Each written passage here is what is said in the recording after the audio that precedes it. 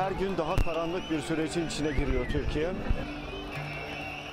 Demokraside ciddi kayıplar var. Dolayısıyla hepimizin mücadele etmesi lazım. It's the largest organized act of dissent in Turkey in the wake of last year's attempted coup. Adalet, or justice, is the main theme. A challenge to the ruling Justice and Development Party, or AK Party. Zaten yapılan iş şu anda hukuki değildir. Asla bu ülkeye bir şey kazandıramayacağı gibi kendilerine de bir şey kazandırmayacak. Kim olursa olsun, eğer birileri bırakın siz hükmetmeyi, tavsiye dahi edemez. The match to the flame of outrage, a 25-year prison sentence given to an opposition Republican People's Party, or CHP, member of parliament. Enis Berberoğlu was convicted of revealing state secrets, specifically providing an opposition newspaper with video purporting to show Turkey's intelligence agency trucking weapons into Syria. Ankara says the trucks were carrying humanitarian aid and that the leak amounts to treason. When the story was published in Turkey's oldest secular newspaper, Cumhuriyet, President Erdogan said those involved will pay a heavy price. Now it appears that's the case. Enis Berberoğlu is the first member of Turkey's main opposition party to be handed a prison sentence since the lifting of parliamentary immunity last year. Turkish Prime Minister Binali Yildirim has warned that the CHP is risking unintended consequences, and that apart from the HDP, all other parties in parliament supported the lifting of immunity from prosecution, including the CHP. The CHP has also come under criticism from non-AK party supporters for remaining silent when MPs from the People's Democratic Party, or HDP, were in prison for alleged ties to the PKK terror group after the state of emergency was introduced. But despite accusations of hypocrisy, Berberoğlu's conviction and prison sentence has heightened concerns over the separation of powers under the ongoing state of emergency. More than 100,000 people have been sacked since last year's attempted coup. Among them are thousands of judges and prosecutors with alleged links to the PKK terror group and FETÖ. But for the government and its supporters, this march signifies support for the leaking of state secrets with a hollow slogan. Those marching are expected to arrive in Istanbul less than a week before the one-year anniversary of the foiled coup attempt. And while it will mark a moment of national trauma and triumph, many here will be more concerned with what lies ahead. Randolph Noble, The Newsmakers. Well, to discuss this, I'm joined in the studio by former Deputy Chairman of the CHP and Member of Parliament, Farukloğlu. And from New York, we have Onur Erim, who is an advisor to the Mayor of Ankara. Mr. Loğlu, did Enis Berberoğlu commit a crime? I think it's up to the court to decide. The case is in the hands of the court. He has been detained, yes, but he's still facing trial. And until we have the final ruling from the court, I think we have to assume... But there has been a ruling. But there has been a ruling. Yeah, but I think there are, several steps yet to be taken. So these are the appeals? Yes, right. appeals. Okay, so there's appeals. But, yeah. I mean, in your personal opinion, do you believe he committed a crime and that the punishment was too harsh, or that he didn't commit a crime? Because I think that's crucial. Well, I think in my very private, educated judgment, I certainly feel he did not commit a crime. Endangering national security, that was in the judgment. Onur Erim, tell me how he endangered national security if that was the case. Well, it's been perceived and it's been portrayed, and I certainly agree with the decision, that it's been an act of espionage. There isn't a nation in the world, there isn't a country in the world that doesn't treat espionage as immortal or as a military offense of the greatest criminality. So revealing this, let alone revealing it, obtaining this information is espionage, and I think that's what the court ruled as. Farukloğlu, there was a video. He gave this video to journalists. As an MP, was that the right thing to do? Look, I think, going into the details of this case might be useful, but let me say this. The same information was used by other news media outlets long before Enis Berberoğlu and Cumhuriyet newspaper printed the same information. And not only news media, but also high-standing politicians referred to the same issue, pronounced their position on the issue. They have not been faced with any charges, criminal charges of any kind, but only the newspapers and the source of the news in that paper is being charged with espionage. So you believe that he was particularly targeted because he's a CHP, he's a CHP MP? Well, I think, yeah, of course, that's a different dimension of the Right. problem. The lifting of the immunities of members of parliament in 2016 was wrong. It was unconstitutional. But the CHP was for it. CHP did wrong. They, Right. in fact, they said this is unconstitutional, but we are still going to support it. But there's an argument to say that, you know, where were the CHP members when HDP politicians found themselves in trouble after the lifting of the immunity? This is what HDP politicians are saying. Now, you kept quiet. Now suddenly you want to talk about By the immunity. way, I am not currently a deputy chairman. I'm a former, and I'm not a member of the parliament at the moment. There were two problems. It was unconstitutional, and number two, even worse, it was retroactive. Right. That is to say, these members of parliament which had files either in the parliament or in the Ministry of Justice, those things didn't happen when these things could be considered to be a crime by the courts. So, you know, going backwards in terms of legislation, that's a basic violation. Okay, so you disagree with it, and you know, so the party went for it. You, as an deputy chairman and ex-MP, you disagree with it. Let's park that aside for a moment. And there were others in the party who did. Certainly. It's been an extraordinary year. Lots of people have lost their jobs. Lots of people who are members of the AKP have also, you know, lost their jobs, been kicked out and so on. Isn't it reasonable to think that if Mr. Berberoğlu was an AKP MP as well and he did this, he'd be facing exactly the same judgment, 25 years for treason? That's entirely possible. That's entirely possible. This is why, after the amendment in the Parliament to the Constitution, to Article 83 of the Constitution concerning immunities, the hands of the courts are tied. They have to treat the cases before them on the basis of equality, not on the basis of a former member of Parliament who had enjoyed immunity. Okay, and currently outside of Parliament, you have members of Parliament from the CHP marching from Ankara towards Istanbul, being led by Kemal Kılıçdaroğlu. They see it as a righteous march, and they see their party as being under attack because of this sentence. Onur, how do you respond to that?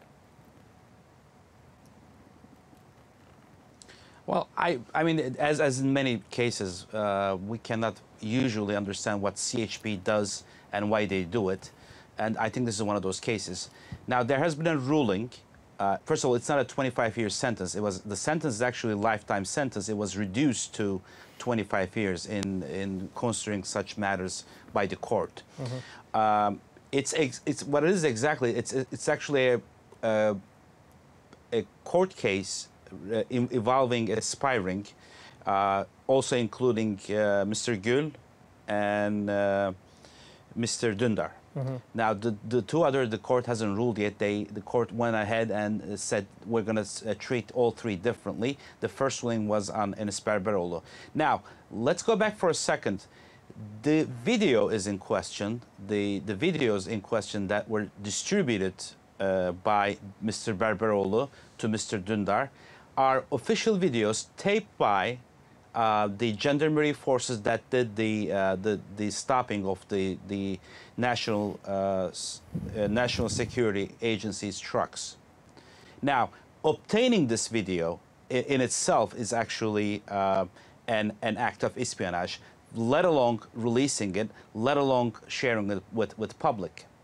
So right now what CHP is doing is they're using, as they call it, their democratic right to march to, I believe, to the jail that Mr. Berberoğlu is spending his sentence right now. On the act that Mr. Berberoğlu's ruling by the court, as he has committed the crime especially, for example, in the U.S., a capital crime of espionage against the military and against the government.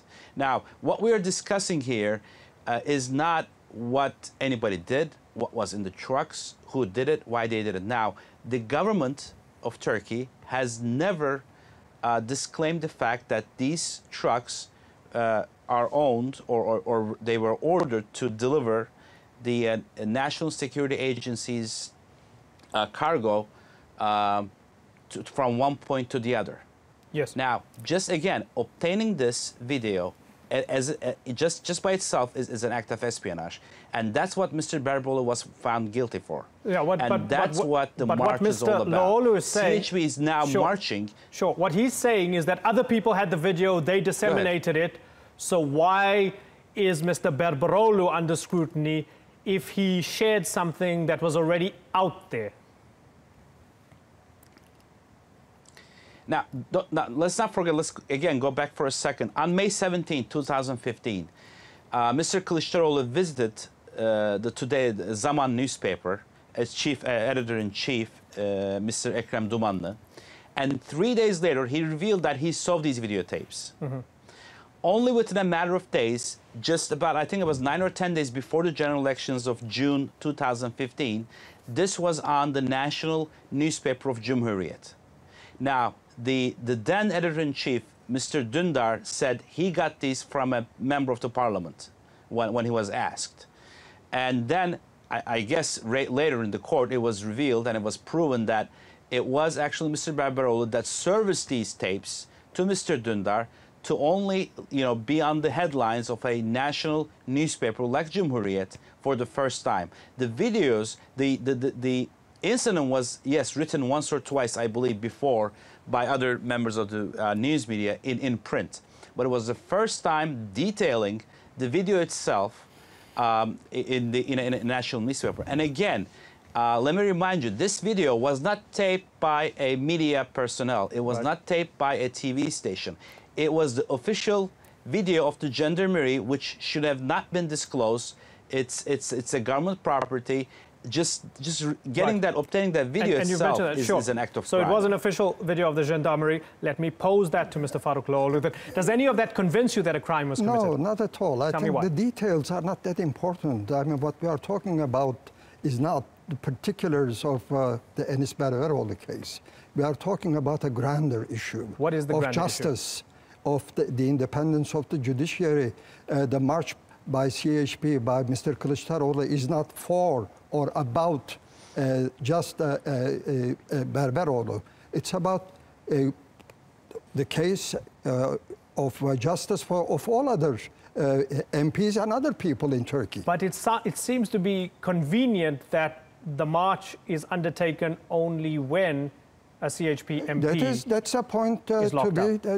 I can criticize that point. I'm not comfortable with that point of view. I think this march should have started earlier, perhaps. But is there any evidence that the judge who made this particular conviction or judgment was influenced by the executive? That, I think, is for the official authorities. But you see, again, I'm asking, where's the evidence that he was influenced by the executive? There's a separation of powers. Look, the CHP doesn't like the judgment. The question of the independence of the judiciary and the influence of political authorities on the judiciary have been on Turkey's agenda for years now. This alone indicates to the existence of a very severe problem. And this debate is not just in Turkey. The Council of Europe, the European Union, and others have also been critical, have made comments, observations. Okay, but what's your biggest problem with the judiciary right now?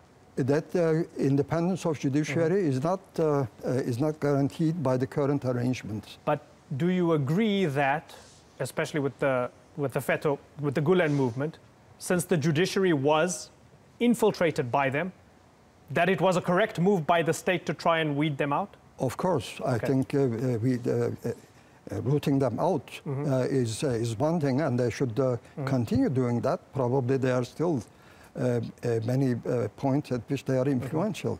But rooting them out does not equal automatically independent judiciary. Understandably, yes, yes. So when Mr. Kılıçdaroğlu gets to Istanbul, what do you expect to happen? Some say he might even get arrested himself, but what do you want to happen? What do you expect to happen? What we are experiencing now is a constant accumulation of the idea that we need justice, and that this march by Kılıçdaroğlu, joined by different groups of people, will in the end prove useful. And if it does, it is also good for the government, not just CHP. This is not about CHP. This is about Turkey, justice in Turkey. And if this march in any way contributes to the enhancement of justice and its meeting out in Turkey to everyone, for everyone, it's a good thing for Turkey. Okay. So let's be patient and see what happens. Okay, so Onur Erim, is this march going to be good for justice in Turkey? Well, let's just look at the start. When Mr. Kılıçdaroğlu kick-started this march a few days ago with a poster, there was a big group of military officers in the background. Knowing Turkish history with military coups and whatnot, and military's or CHP's relationship with military, I think that gave mixed messages to everybody. Had this been a true march for democracy, had this been a true march for justice, I don't think he would have chosen that, the background for his poster. I think just the start itself gives it a very good idea what this is all about. Mr. Lawler mentioned that this is Mr. Barbaros's case was a small thing as opposed to a grand scheme of things in Turkish justice system. I'm sorry to disagree, but this is a very big deal. It's a very big case. It would have been even worse in many countries in the world. Look at Julian Assange. He's been in an embassy since 2010, committing probably less of a crime than this. So it doesn't matter where it's in the world. This case is a very big case. Let's not mix this up. And I agree that there are some uncertainties and there are some faults with the Turkish justice system, as in any justice system around the world. So this is a very big case. This is a very important matter. Now let's not forget, none of the members of this spy ring of Mr. Gül, Mr. Dündar, Mr. Barbaroğlu has never denied obtaining this video. Okay. They have never denied servicing this video. Right. All they have been saying that this was an act of media professionalism, right. Okay. Which it is not in anywhere in the world. Okay, because we're running out of time, let me get Mr. Lawler to give a final response here, sir. I will have to return to the grander issue at stake.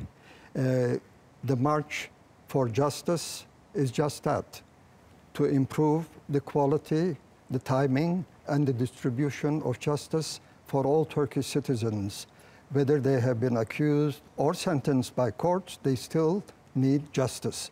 And I think this is the first time that the main opposition party has galvanized the public and has occupied the TV and other media outlets with this march. Let's all pray that this will serve Turkey for good. Okay, gentlemen, I think it's been an important discussion to have. Faruk Loğlu and Onur Erim, thank you very much for joining us on the Newsmakers.